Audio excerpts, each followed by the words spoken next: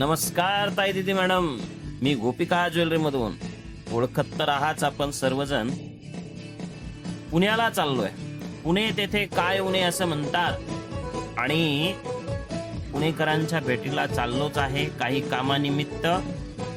आणि सोबत आपण श्रीमंत दगडूशेठ हलवाई गणपतीचे दर्शन करणार आहोत आणि त्यांना विनंती करणार आहोत की गोपिका ज्वेलरीला पुण्यामध्ये जागा दे.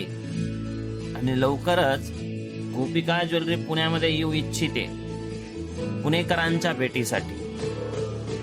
प्रयत्न आहे, बघूया आपल्याला यश मिळतंय का, कारण प्रयत्न अंती परमेश्वर असं म्हणतात.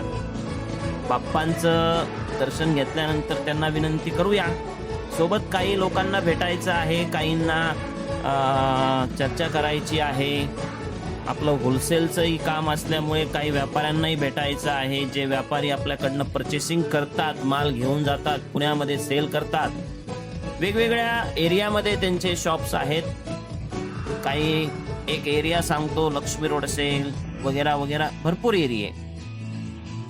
सगळ्यांकडे माल जातो, कमीत कमी 20-22 लोकांकडे माल जातो. त्यांनाही भेटायचं आहे, त्यातल्या काही व्यापाऱ्यांना. तर लवकरच पुण्यामध्ये येण्याची इच्छा सुद्धा आहे, ती परमेश्वराने पूर्ण करावी हीच इच्छा. पुढे पाहूया या ब्लॉकमध्ये काय काय होतंय.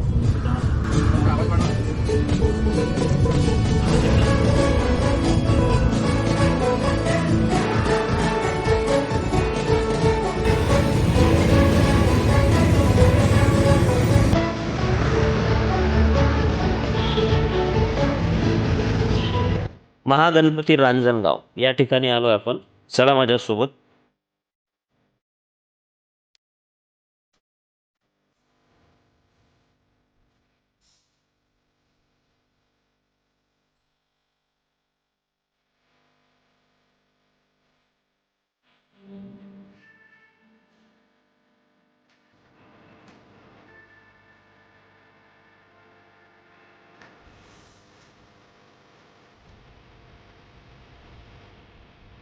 चला, गणपती बाप्पा मोरया, मंगलमूर्ती मोरया.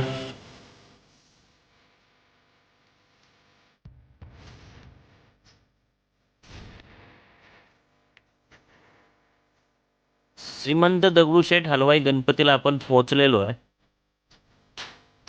छान असं आपलं दर्शन होईल अशी आशा आहे. बाकी सगळं भगवंताच्या हातामध्ये असतं.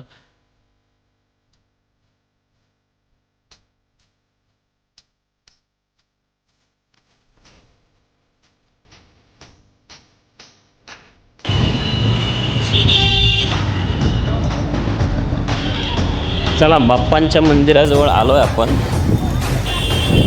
चटके जरा जास्त बसताय. पुण्याचे चटके जरा हटके हटके एकदम जोरदार बसताय.